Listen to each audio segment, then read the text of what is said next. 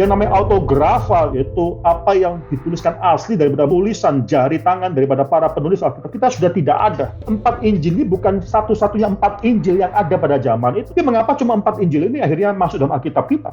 Tapi tahun 1947 terjadi suatu penemuan yang sangat menarik sekali. Di Qumran, temukan Dead Sea Scroll. Dan mereka membandingkan antara Aleppo Codex dengan Dead Sea Scroll. Pakar mengatakan bahwa ada unusual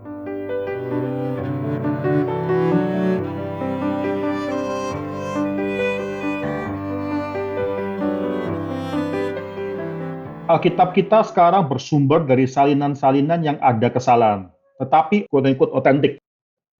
Apakah maksud otentik tersebut dan bagaimana hal tersebut tidak menjadi batu sandungan keaslian Alkitab? Nah, ini suatu pertanyaan penting sekali dan menarik untuk dijawab. Saudara, Alkitab orang Kristen itu bukan diturunkan dari surga. Allah sudah tulis semua lalu diturunkan. Tidak. Bahkan penulisannya itu bukan didiktekan kepada manusia, jadi Allah berkata satu kata demi satu kata lalu manusia menuliskan. Tidak. Ada suatu proses sejarah, Tuhan menggunakan sejarah untuk akhirnya memwahyukan keseluruhan Alkitab. Rentang waktu sekitar 1.500 tahun dengan sekitar 40 orang yang berbeda-beda latar belakangnya. Di sana saudara, Tuhan adalah the primary author, yaitu pengarang yang utama. Manusia itulah pengarang yang sekunder, yang menuliskan, tapi bukan dengan didikte, dengan seluruh keberadaan diri, dia menuliskan, tapi roh Allah itu menopang mereka dalam penulisan tersebut. Dalam 2 Timotius pasal 3 ayat 16, segala tulisan itu bukan diinspirasikan atau diilhamkan. Dalam bahasa Indonesia, LAI pakai kata diilhamkan. Lebih tepat adalah diinspirasikan atau lebih tepat lagi, sesuai dengan bahasa aslinya adalah dinafaskan oleh Tuhan. Jadi Alkitab, kata demi kata itu adalah nafas daripada Tuhan itu sendiri. Oleh karena itu timbullah suatu konsep mengenai doktrin inerransi. Itu Alkitab tidak bersalah dalam segala sesuatu, baik sejarah dan ilmu pengetahuan, tetapi, saudara kata tetapi ya, di dalam naskah aslinya, saudara.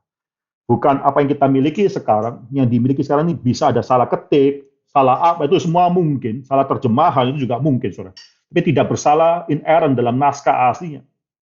So, di dalam pengakuan iman Westminster, itu original Bible, perjanjian lama Hebrew atau bahasa Ibrani, perjanjian baru adalah bahasa Yunani, itu yang diinspirasikan langsung oleh Tuhan. Jadi pengakuan iman Westminster menolak bahwa Septuaginta, yaitu terjemahan bahasa Yunani atas perjanjian lama, maupun Alkitab bahasa Latin, itu adalah satu yang diinspirasikan oleh Tuhan, tapi penulisan aslinya tersebut, penulisan awalnya itu yang diinspirasikan baik dalam bahasa Ibrani maupun dalam bahasa Greka atau Yunani. Saudara.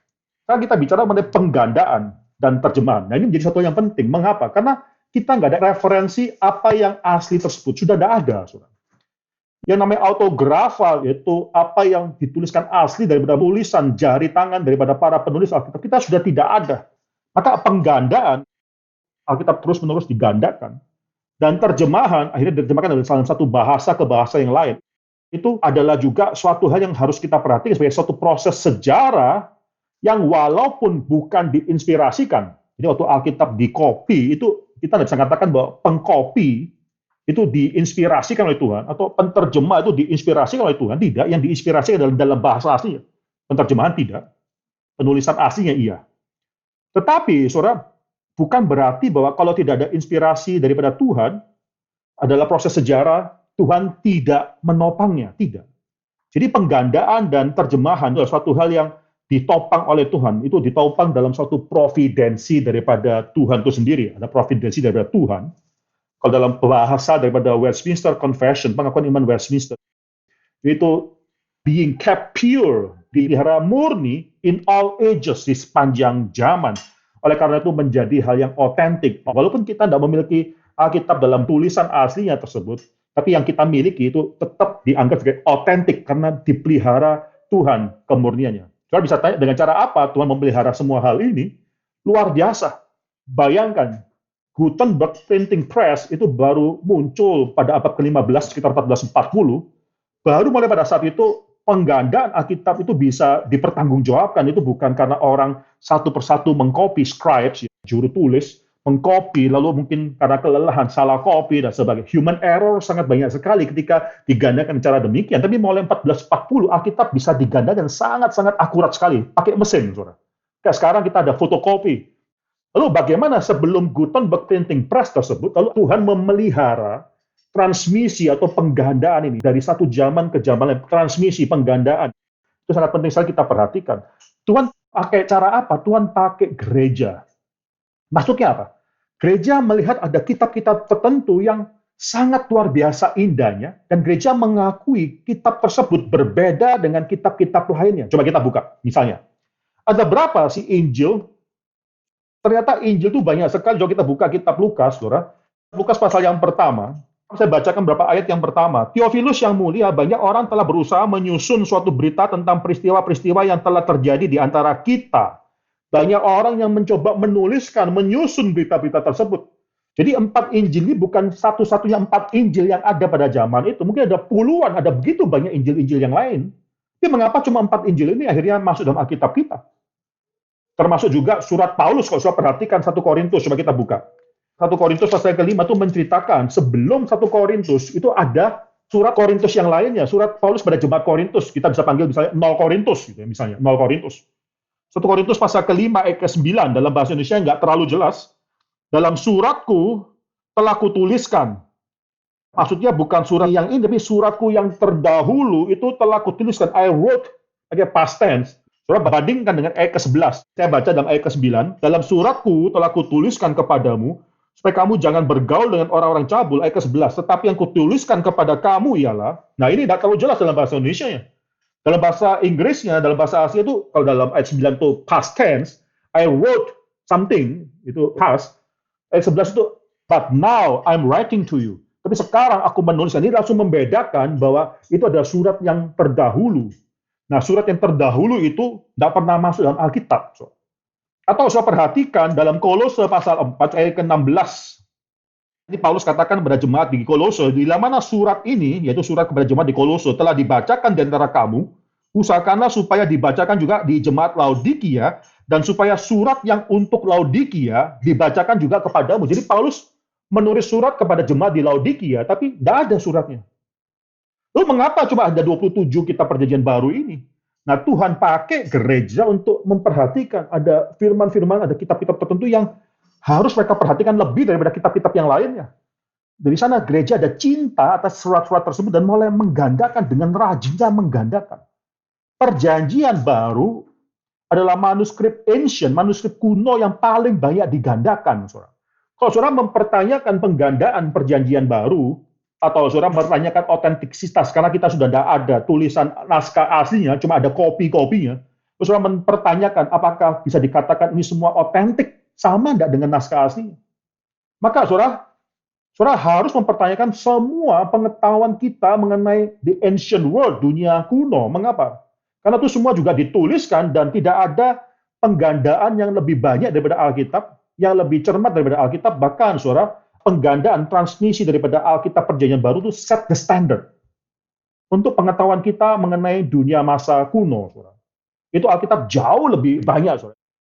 Kita bisa membandingkan teks-teks itu, melakukan textual criticism jauh lebih banyak dalam Perjanjian Baru. Misalnya, saudara, ada lebih daripada 5.800 manuskrip Perjanjian Baru, baik itu yang komplit maupun yang fragmen, itu dituliskan dalam bahasa Yunani. Ada lebih daripada 10.000 manuskrip lengkap maupun fragmen dalam bahasa Latin atas Perjanjian Baru. Terjemahan, ada lebih daripada 9.300 manuskrip daripada Perjanjian Baru lengkap atau fragmen yang dituliskan dalam bahasa-bahasa Syriak, Gothic, Coptic, Armenia, Etiopik, Slavic, dan lain sebagainya. Yang luar biasa banyaknya, saudara. Yang paling tua, dikenal sebagai P52. P52 itu adalah satu fragmen yang kecil saja, sangat kecil, tapi mengandung satu ayat dari Yohanes pasal 18 ayat 37 sampai 38. Fragmen tersebut yang sangat kecil tersebut itu kopi tahun 125 Masehi, 125 Masehi. Sedangkan Yohanes menuliskan pasal 18 ayat 37 sampai 38 tersebut itu kira-kira tahun 70 sampai tahun 90. Jadi maksudnya apa? Antara yang dituliskan asli oleh tangan Yohanes sampai kopinya itu sudah sampai 50 tahun. Sedangkan dokumen-dokumen ancient lainnya dari yang asli, misalnya tulisan daripada Aristotle, daripada Plato, sampai kopi yang ada, itu sampai paling tidak bisa spend 1.000 tahun lebih. Soal luar biasa. Kalau kita bicara mengenai Perjanjian Lama, ini juga sangat menarik sekali. Perjanjian Lama itu ada Codex Aleppo, ada Codex daripada Leningrad, itu semua adalah kopi daripada perjanjian lama yang paling tua dalam bahasa Ibrani. Kodeks Aleppo itu sekitar tahun 920 Masehi, kodeks daripada Leningrad itu sekitar 1008 Masehi, itu penulisannya, saudara. Kuno, sangat kuno sekali. Nah, ada lagi yang lebih kuno, tapi dalam bahasa Yunani, Septuaginta. Septuaginta itu misalnya kodeks Vatikanus, atau kodeks daripada Sinaiticus. Itu kira-kira ditulis pada abad yang keempat, saudara. Sekali lagi, Septuaginta adalah terjemahan bahasa Greka atas perjanjian lama yang dalam bahasa Ibrani tersebut. Tapi tahun 1947 terjadi suatu penemuan yang sangat menarik sekali. 1947 di Qumran ditemukan Dead Sea Scroll. Dead Sea Scroll itu dituliskan sekitar pada tahun 150 sampai tahun 75 sebelum Masehi. Mengapa ini jadi penting? Karena lebih dari sekitar 20% dari Dead Sea Scroll tersebut adalah kitab-kitab perjanjian lama. Nah, menjadi satu yang menarik. Mengapa? Ditulis dalam bahasa Ibrani. Langsung pada saat itu saudara bisa membandingkan Dead Sea Scroll dengan kodeks yang paling lama itu Aleppo. Itu kopi kira-kira abad ke-10, tapi Dead Sea Scroll itu dibuat kira-kira 1 abad sebelum Masehi. Langsung saudara bisa membandingkan, kira-kira transmisi selama 1000 tahun ini ada kesalahan berapa banyak sih? Dan mereka membandingkan antara Aleppo Codex dengan Dead Sea Scroll, pakar mengatakan bahwa ada suatu unusual yang tidak seharusnya, tidak lazim. Akurasi yang sangat-sangat unusual, itu yang membuktikan bahwa transmisi selama 1000 tahun ini, itu transmisi yang sangat-sangat akurat.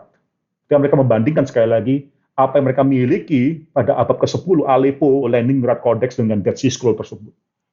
Bahkan mereka bisa katakan, menyimpulkan bahwa teks perjanjian lama yang kita miliki sekarang itu sangat-sangat reliable copies, salinan yang sangat-sangat reliable daripada the original. Mengapa? 1000 tahun, hampir tidak ada banyak perbedaan antara Dead Sea Scroll dengan Aleppo atau Leningrad Codex. Jadi bersyukurlah untuk pemeliharaan Tuhan atas penggandaan, terjemahan, dan transmisi Alkitab dari zaman ke zaman.